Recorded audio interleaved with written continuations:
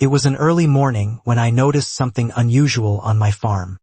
I had been out in the fields inspecting the crops when I spotted a car pulling up near the gate.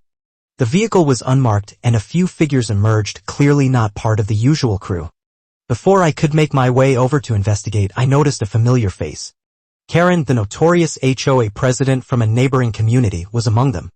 I wasn't surprised by her presence, though I didn't understand why she'd come without prior notice. As the HOA president, she had always been a stickler for rules, making demands, and interfering with things she had no business in. But this sneaking onto my property with her staff was crossing a line.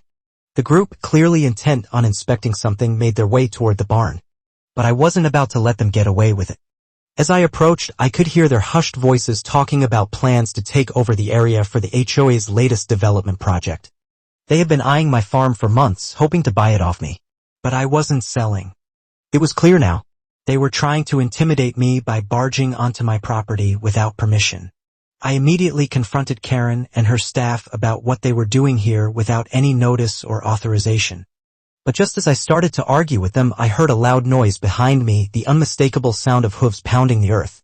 A furious bull, one I had raised for years, had broken free from its pen and was charging toward us. Karen and her staff froze, their faces drained of color as they realized the danger they were in. The bull was no ordinary animal. It was large, aggressive, and it wasn't about to let anyone get in its way. Panic set in. Karen and her team scrambled to escape.